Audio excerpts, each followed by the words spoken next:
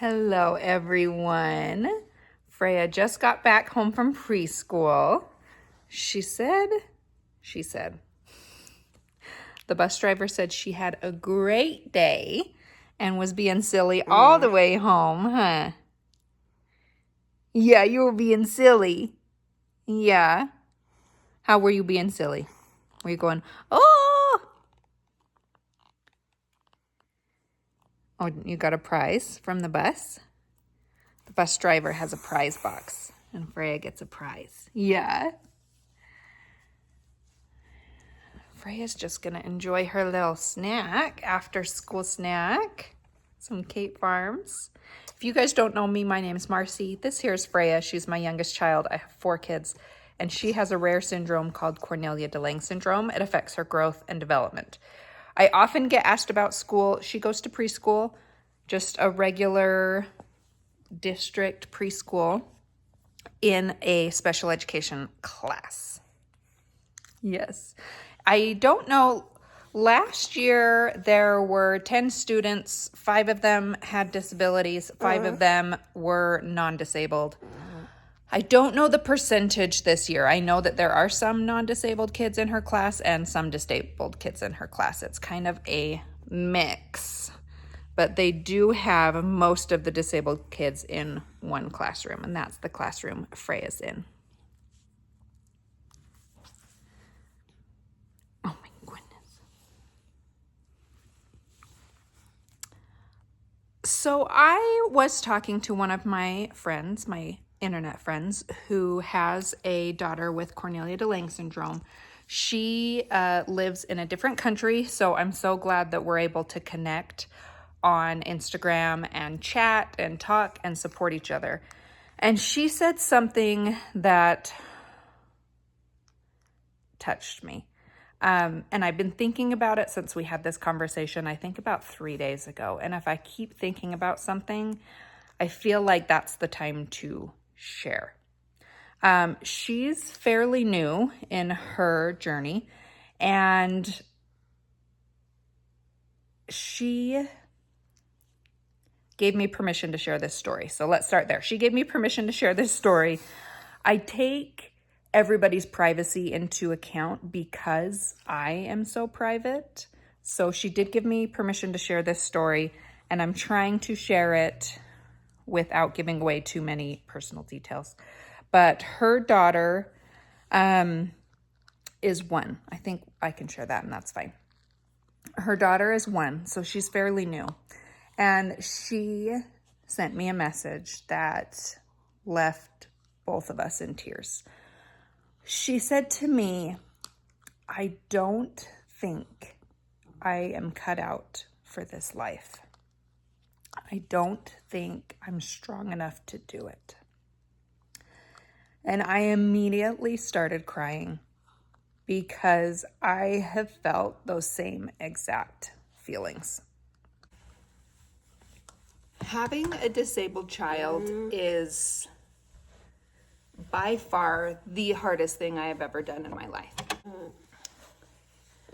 There is this stereotype of disabled kids having very strong parents before we even have that child in our life. And I want to kind of talk about why those stereotypes exist. And I want to be very careful about the way I talk about it because I understand where people are coming from. I often am told the cliche, God only gives special kids to special parents. I don't know how you do what you do. I could never do that. I'm not strong enough. You're so strong. You've got this. Every time I complain about something in my life that is hard and valid, like watching your child have seizures or having to put your child under sedation again, or watching them be in pain, watching them deal with pain, All those things I think are completely valid complaints. I don't think Freya's disability in and of itself is a negative thing. I look at her disability as a very neutral thing. Sometimes it's positive, sometimes it's negative. It's like anything else in life. It is what it is, right? And it's very just like neutral. But there are aspects that are hard. And anytime I hear one of those comments, and you guys probably have seen in my comment section that anytime someone says, God chose Freya to come to your family because he knew you guys were the best for her, or God chose you because you're so special, or you're so strong I couldn't do it, I always push back on those comments because I just don't believe it. Do I believe that Freya is a blessing in my life? Yes, 100%. I believe all my kids are a blessing in my life. Do I have some sort of hope that Freya specifically was chosen for our family? Yes, because I feel that way about all my children. I hope that all my children were specifically chosen for me. I just don't believe that God picks his most special people to get disabled children. And these sayings are said well-meaningly. I don't think people say them negatively. I know people are trying to be nice and trying to cheer me on and do all the things, but this is what unintentionally those sayings cause. They cause parents to cry at night because somehow a mistake was made, because I am not strong and I don't know what I'm doing, and this is really, really hard, and this was not. I'm not strong enough for this life.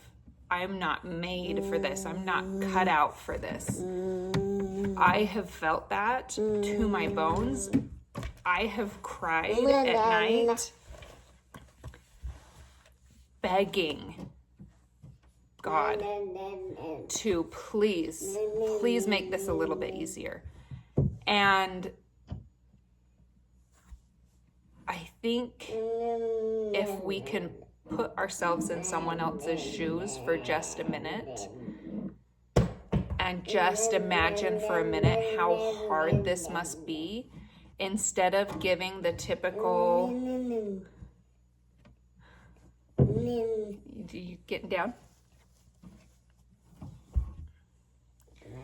Instead of giving the typical cliche, here's what I say when someone says it's hard. I say, oh, but you're so strong, you can do it. Oh, but you're great. God picked you for this. We could lend support where it's needed. And what disabled parents need more than anything? Yeah, Freya has something to say about this too. Is support and understanding. I don't need someone to tell me I'm strong when I'm feeling like a puddle on the floor. I need someone to say, that sounds really hard. Can I help you by this? Can I sit with you while you talk? It doesn't have to be monetary support. It doesn't have to be physical support. It can just be sitting and listening to someone talk about the hard situation they're going through and believing them, honestly, believing them that it's hard and believing them that they don't feel strong enough for it, and saying that sucks and I believe you, and like, what can I do? So anytime I talk about this, people always get angry and defensive about, well, people aren't meaning it negatively. And I know that, and I know people have good intentions, but if I don't have the conversation of, hey, these things can actually kind of be really harmful for people like me, then no one knows and it just continues. So there's my little spiel for the day on how harmful cliche sayings can be to parents of disabled kids. And let's just help support in whatever way we can. All right, what do we want to do? What's a fun thing we want to do today? Other than let the dog lick our hand.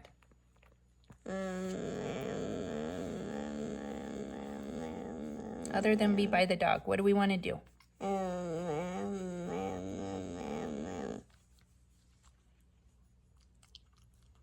Freya has been increasingly interested in Suki. Yeah, increasingly interested in Suki. She always loved dogs. Is Mama wearing a hat today? I don't usually wear hats, huh? Freya has very strong opinions on what is allowed in our house and what is not. Come here. Oh my goodness. She's always been interested.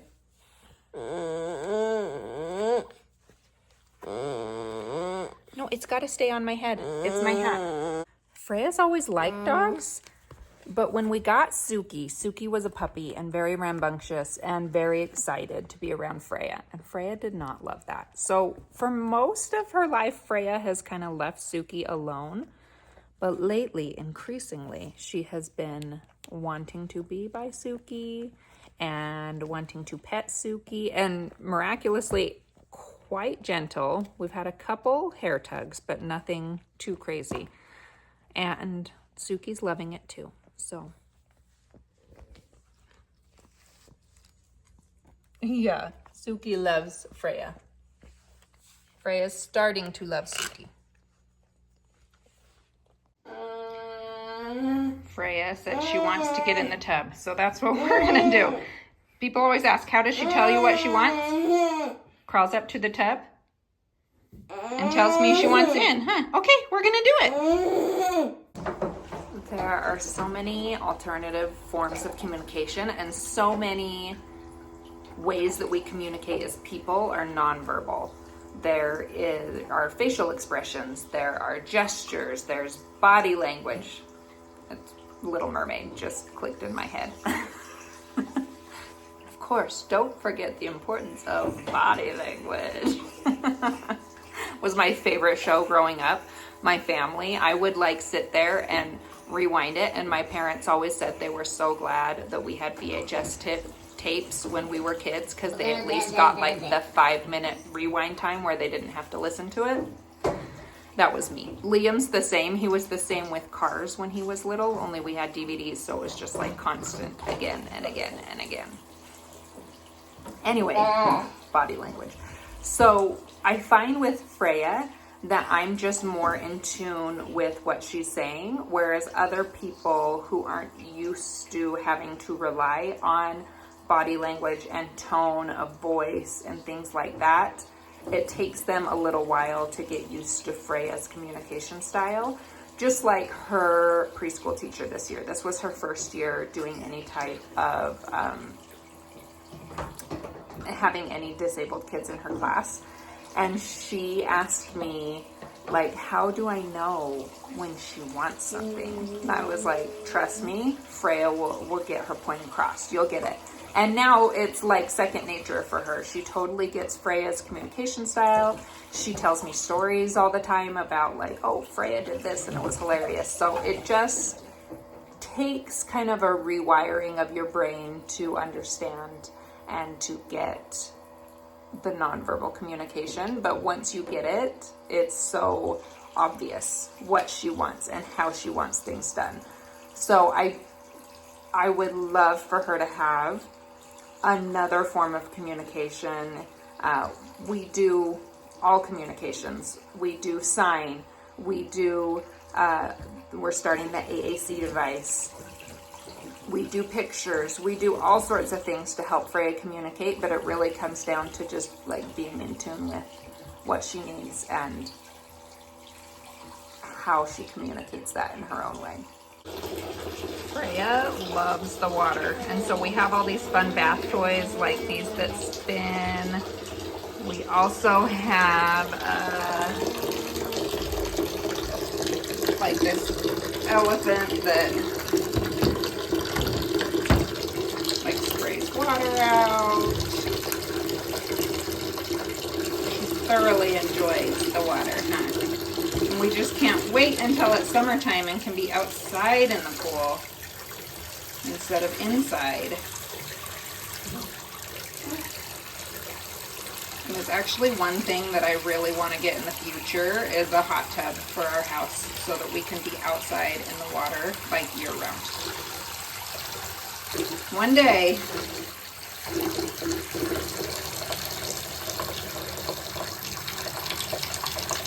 I'll put it on my list of things when we have just extra money lying around, which is hardly ever. Although a new car was on that list, and now we do have the new car, so that is nice. Well, new to us car, you know. But yes, a hot tub is one of those things that would be amazing. Or one of those infinity pools, that'd be great. We live in a very cold climate. It snows here until May usually. It's supposed to snow. It was nice yesterday. It's supposed to snow on Thursday and Friday of this week, so it would definitely need to be something that could be heated. Freya loves to have water running all the time, so we used to keep the tap on just like very slowly. But since I figured out I can put a hair tie on this little elephant and it just sprays water, and she will lay like right in the stream of water and absolutely love it. And of course, Suki's always right by us. Oh, girl. Yeah. I've always had Shih Tzus growing up. That's what we had. We had 2 when Chris and I were first married, and they are just such loyal dogs. I love them so much. And I know I don't show Suki very often, and I know I have dog lovers that really appreciate when I do, but she is a good doggo. Yeah, you're a good doggo. Come here. People want to see your face. Hi. She is just a year younger than Freya, so she's almost 5. Almost, huh? And I looked it up the other day, and that means she's 36 in little doggo years, and I'm 36, so we're the same age right now. You're a good dog. She's always just like right next to us. Always underfoot, huh? Just wants to be a part of the family. Oh. And it's so funny. Growing up, I had a Shih Tzu that looked exactly like Suki, like same coloring and everything. Her name was Maggie. And every time my sister sees Suki in one of our videos or a picture of her, she's like, oh my gosh, I forget how much she looks like Maggie, because she was our dog growing up. All right, I think I'm gonna clean my bathroom since it's a mess while Freya's in the tub. And thank you for being here and listening to me talk. I hope you guys will come back and see what we're up to next time. I'm hoping something fun. My kids it's the end of quarter, so we have a couple extra days off this weekend. So I'm hoping we're gonna go do something fun, but it's supposed to snow. So we'll have to see what that fun thing is. It's kind of dependent on the weather. We may escape down south. We live in a very specific climate. We're in the mountains, but if you drive south, it's like a drastic decrease in elevation and it's so much warmer. So we might escape down there, but if it's raining down there too, we might just have to do indoor fun stuff. But come back and see what we're up to. Thank you guys, as always, for being here. We really appreciate your support and watching our videos and learning more about not only CDLS, but just kind of the rare disease world in general. So thank you for being here, and I hope we will see you next time.